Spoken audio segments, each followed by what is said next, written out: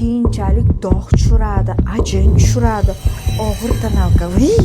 Haliyam 60 yillik tarixga ega Dermacol haqida fikringlar shunaqa bo'lsa, bugun men sizlar fikringlarni o'zgartiraman. 60 yildan beri trenddan tushib kelmayotgan Dermacol'ni o'zini surish qonun qoidalari bor. Shuni bilarmidinglar? Yuzi muammoli qizlar, bu aynan sizlar uchun.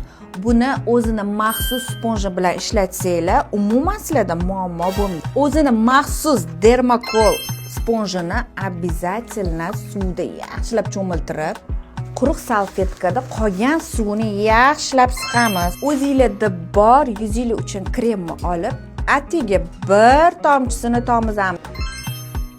Endi aralashtiramiz. Kunli ishlatishga bu qizlar shunaqa massa hosil bo'ladi. Dermacol'ni og'ir deysizlar, hozirgi zamonga moslashtirilgan. Agar to'g'ri ishlatsanglar zarari yo'q, lekin har kunliga bir o'zini ishlatish mumkin emas. Boyagi suvga cho'milgan Dermacol sponjimiz maxsusligi nimada? Oynada yotqizib beradi. Plotnosti kuchli. Bu tonalkani og'ir va yengil qilib yopish o'zingizlarning qo'lingizda. Qizlar, dog' tushiradi, ajin tushiradi, qaritib qo'yadi deganlar stop. Menga o'xshab to'g'ri ishlatsanglar, ayniqsa o'zini sponji bilan, sizlarda hech qanaqa muammo bo'lmaydi.